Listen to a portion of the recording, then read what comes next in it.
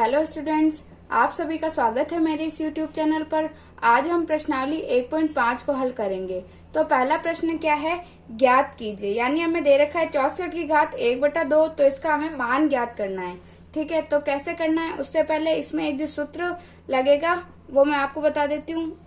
मान लिया मेरे पास एक कोई संख्या क्या है, a है, उसकी घात अगर m है, ठीक है, और इस पूरे की घात n है, तो इसको सरल करेंगे तो क्या आएगा, a की घात m इंटू n, यानी जो इसकी ये घातें होगी वो गुणा हो जाती है। ठीक है, तो यही सूत्र हमारे इन प्रश्नों में काम आएंगे, तो हमें ये याद रखना है।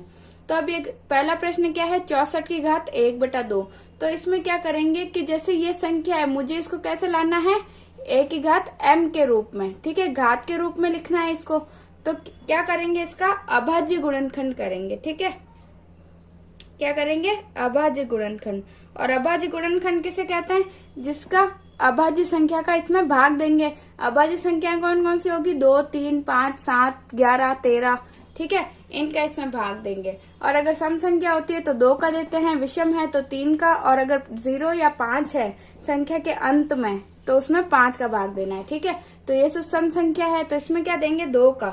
तो 2 का दिया तो कितनी बार गया, 2 तिया 6 और 2 दूनी 4। फिर सम संख्या है, फिर 2 का देंगे, 2 एकम 2, 1 बचिया तो इधर चला गया तो 12 हो गए, तो 2 छिंग 12। फिर 2 का, 2 अट्ठे 16। फिर 8 भी सम संख्या है तो 2 का, 2 चौक 8। फिर 4 भी सम है तो फिर 2 का देंगे, तो 2 दूनी 4 और ये 2 एकम 2। इसको कैसे लिख सकते हैं, 2 की घात कितनी लिखेंगे, 1, 2, 3, 4, 5, 6। तो मैं क्या लिखूंगी, 2 की घात 6, है ना, 2 की घात 6। 64 की जगह मैंने क्या लिख दिया, 2 की घात 6। और इस पूरे की घात कितनी दे रखी है, 1/2। तो फिर इसको सॉल्व करेंगे तो क्या आएगा, 2 की घात 6 इंटू 1/2। यही सूत्र है ना, घातें जो होगी वो क्या होगी, गुणा हो जाएगी, तो ये गुणा हो गई।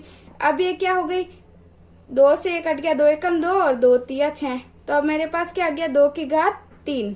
अब 2 की घात 3, 2 इंटू 2 इंटू 2, यही होगा। 2 की घात 3 का मतलब 2 को 3 बार गुणा करना है, तो कितना आएगा, 2 दूनी 4, 4 दूनी 8। तो इसका उत्तर हमारे पास कितना आ गया, 64 की घात 1/2 का उत्तर मेरे पास क्या आया, 8, और यही हमारा आंसर होगा। ठीक है, क्या करना है, पहले गुणनखंड निकालना है, इसको घात के रूप में लिखना है, फिर ये घातें कट जाएगी, तो फिर ये अब 2 की घात 3 आ गई। 2 की घात 3 का मतलब क्या है, 2 को 3 बार गुणा करना, तो 2 दूनी 4 और 4 दूनी 8, तो 8 हमारे पास इसका आंसर हो गया। ठीक है, ऐसे ही दूसरा क्वेश्चन भी ऐसे ही सॉल्व करेंगे। क्या करेंगे, सबसे पहले इसके भी गुणनखंड करेंगे। 32 भी क्या है, एक सम संख्या है तो 2 का भाग देंगे, 2 एकम 2, फिर 1 बच गया तो 12, तो 2 छिंग 12। फिर 2 का, 2 अट्ठे 16। फिर सम संख्या है तो 2 चौक 8। फिर 2 दूनी 4, फिर 2 एकम 2। ठीक है, सम संख्या है तो हमेशा 2 का ही भाग देना है। अब मेरे पास क्या आ गया, इसमें 1, 2, 3, 4, 5। ठीक है, तो मेरे पास क्या है, 2 की घात 5, और इस पूरे की घात कितनी है, 32 की जगह मैंने लिख दिया 2 की घात 5, और इसकी घात कितनी है, 1/5। तो क्या आएगा, 2 की घात 5 इंटू 1/5। ये गुणा में है इसीलिए ऊपर नीचे 5 से 5 कट गया, तो क्या बचा, 2, तो 2 ही हमारा आंसर हो जाएगा। ठीक है, ऐसे सॉल्व करना है। तीसरा क्या है, 125 की घात 1/3। तो गुणनखंड करेंगे। अभी मैंने बताया था, जब संख्या के अंत में 5 या 0 है तो किसका भाग देते हैं, 5 का। ठीक है, तो 5 से करो, 5 दूनी 10, 2 बचे, फिर 5 25, फिर 5 है इसीलिए 5 का देंगे, 5 25 और 5 एकम 5। तो अब क्या आया, 1, 2, 3। तो 125 की जगह मैं क्या लिख दूंगी, 5 की घात 3, और इस पूरे की घात कितनी दे रखी है, 1/3। इसको हल करेंगे तो क्या आएगा, 5 की घात 3 इंटू 1/3, ऊपर और नीचे 3 से कट जाएगा, 3 एकम 3 और ये भी 3 एकम 3। ठीक है, तो अब क्या बचा मेरे पास, केवल 5, तो यही हमारा आंसर हो जाएगा। इसका मतलब है कि 125 की घात अगर 1/3 है तो ये किसके बराबर है, 5 के बराबर है। ठीक है, दूसरा प्रश्न क्या है, ज्ञात कीजिए, यानी इसमें भी हमें मान ज्ञात करना है। तो इसका पहला क्या है, 9 की घात 3/2। सबसे पहले इसके गुणनखंड कर लेंगे।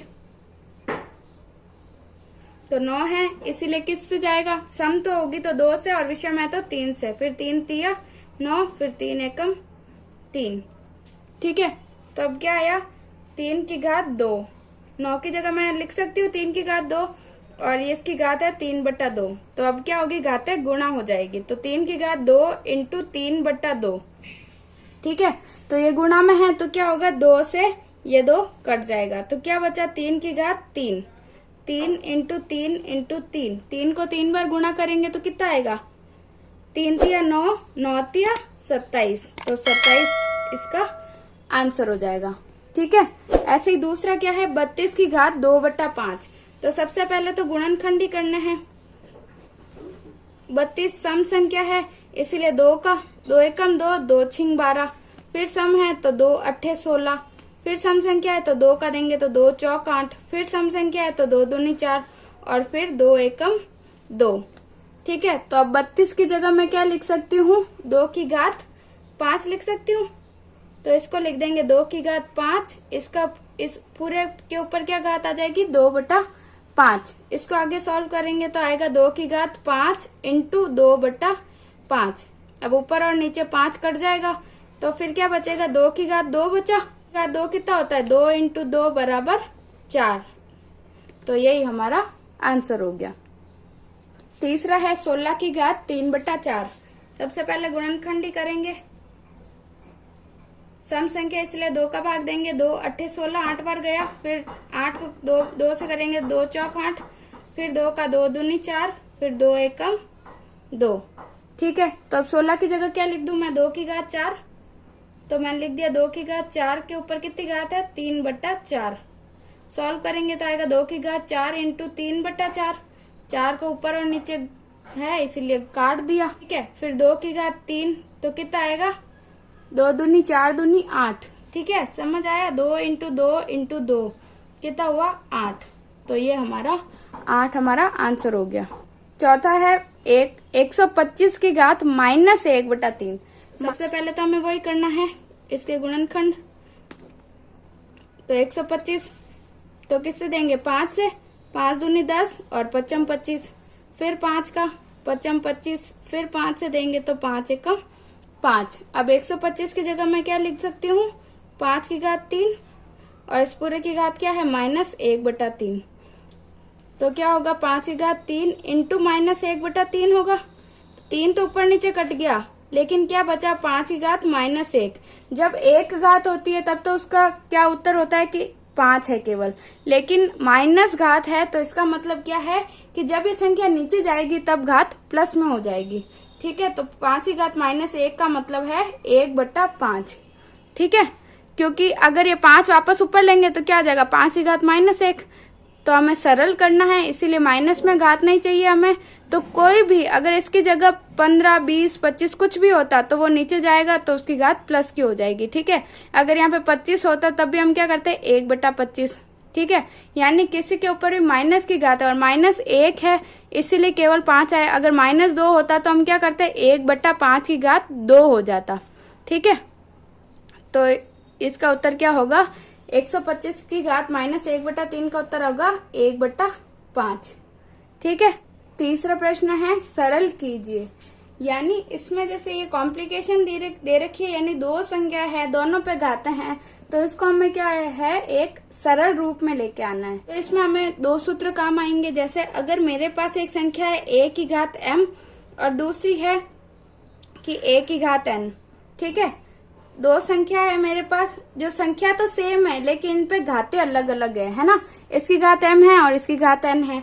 तो ये क्या होगी, जब गुणा में है, ठीक है, पॉइंट का मतलब गुणा ही हुआ, या इसको मैं गुणा भी लिखूं तो भी कुछ नहीं है। तो a की घात m इंटू a की घात n जब भी होगा तो क्या आएगा, a की घात m प्लस n। यानी संख्या तो वही रहेगी लेकिन घातें क्या होगी, जुड़ जाएगी। ऐसे ही अगर a की घात m बट्टा a की घात n है, या फिर ऐसे लिख दू a की घात m में भाग है a की घात n, इस रूप में होगा तो क्या आएगा, a की घात m माइनस n। ठीक है, आए समझ में। अगर दोनों के बीच में गुणा है तो घातें जुड़ जाएगी और अगर भाग में है तो घातें क्या होगी, माइनस हो जाएगी। ठीक है, ये सूत्र हमें याद रखना है। तो पहला प्रश्न क्या है, 2 की घात 2/3 इंटू 2 की घात 1/5। तो इसमें देखो संख्या तो सेम है, 2 2 है, लेकिन घातें अलग अलग है और बीच में गुणा है तो क्या हो जाएगा, घातें जुड़ जाएगी। तो क्या होगा, 2 की घात 2/3 प्लस 1/5, यही होगा। तो फिर 2 की घात, अब 5 और 3 दोनों हैं तो क्या करेंगे, लसा लेंगे। ठीक है, इसका लसा कितना आएगा, 5 और 3 का 15 ले लो। ठीक है, तो फिर 3, अब इसमें लसा को कैसे सॉल्व करते हैं, जो भी संख्या है उसका इसमें भाग देते हैं। जैसे 3 का 15 में देंगे तो कितनी बार जाएगा, 3 पंजे 15, जो भी आएगा, जैसे 5 आया फिर उसको ऊपर वाली से गुणा करवा देते हैं, यानी नीचे वाली का इसमें भाग देंगे, फिर जो भी आएगा उसको ऊपर वाली से गुणा करवा देंगे। जैसे 3 का इसमें भाग देंगे तो कितनी बार जाएगा, 3 पंजे 15, 5 बार, फिर 5 दूनी 10, प्लस 5 है तो 5 का 15 में भाग देंगे तो 3 आएगा, 3 को 1 से गुणा करेंगे तो 3 ही आएगा। तो क्या आया, 2 की घात 10 और 3 13/15। तो ये क्या आ गई, एक संख्या के रूप में हो गया, ये सरल हो गया, तो यही हमारा यहीं पे आंसर हो जाएगा। ठीक है, आया समझ में, ये वाले दोनों सूत्र याद रखने हैं। दूसरा क्या है, 1/3 की घात 3 और इस पूरे की घात है 7। इसमें क्या करेंगे हम, इसमें जो है 3 ऊपर आएगा तो क्या हो जाएगा, 3 की घात 3 है, तो अभी मैंने बताया था जब नीचे से ऊपर आएगी संख्या या ऊपर से नीचे जाएगी तो क्या होगा, चिन्ह चेंज हो जाएगा घात का, है ना। तो इधर 3 की घात 3 है तो ऊपर चला जाएगा तो कितना आ जाएगा, 3 की घात -3, है ना। और इसके ऊपर कितनी घात है, 7 तो है ही है। ठीक है, तो अब क्या बताया था, एक सूत्र मैंने अभी पिछले क्वेश्चन में क्या बताया था, a की घात m और इधर n हो तो क्या होती है, घातें गुणा हो जाती है। ठीक है, तो 3 की घात क्या होगी, -3 × 7, तो क्या आएगा उत्तर, 3 की घात 7 या 21 -21, ये हमारा आंसर हो गया। ठीक है, फिर तीसरा प्रश्न है 11 की घात 1/2 बट्टा 11 की घात 1/4। मैंने अभी बताया था जब भी a की घात m बटा a की घात n हो, यानी भाग में अगर हो तो क्या होती है, घातें माइनस हो जाती है ना। a की घात m भाग a की घात n हो तब क्या आता है, a की घात m -n। ठीक है, ये सूत्र लगता है तो मैंने लगा दिया 11 की घात 1/2 माइनस 1/4, तो क्या आएगा, 11 की घात लसा लेना पड़ेगा, क्या आएगा, 4 लसा आ गया मेरे पास। फिर 2 का इसमें देंगे तो 2 बार, 2 एकम 2 माइनस 4 एकम 4 1, तो क्या आएगा, 11 की घात 2 में से 1 गया तो 1/4। ठीक है, यही हमारा आंसर हो जाएगा, 11 की घात 1/4। चौथा क्या है, 7 की घात 1/2 और 8 की घात 1/2। मैंने ये सूत्र तो बताया था, अगर ये दोनों संख्या बराबर हो तो क्या करना है, घातें गुणा है तो जुड़ जाती है, लेकिन इसमें क्या है, संख्याएं अलग है लेकिन घातें बराबर है। तो इसके लिए कौन सा सूत्र यूज आएगा, अगर a की घात है m इंटू b की घात है m। ठीक है, मैंने सेम रखा है, संख्या अलग ले ली है लेकिन घातें बराबर है, तो क्या हो जाता है, ab की घात m, यानी ये दोनों गुणा हो जाती है और घात ऊपर आ जाती है। ठीक है, ऐसे ही इसका होगा तो क्या हो जाएगा, 7 × 8 की घात 1/2, तो 7 8 56, 56 की घात 1/2 हमारा आंसर हो जाएगा। ठीक है, अगर आपको मेरे ये वीडियोस पसंद आ रहे हैं तो ज्यादा से ज्यादा लाइक करिए, अपने दोस्तों में शेयर करिए और मेरे इस यूट्यूब चैनल को सब्सक्राइब जरूर कीजिए।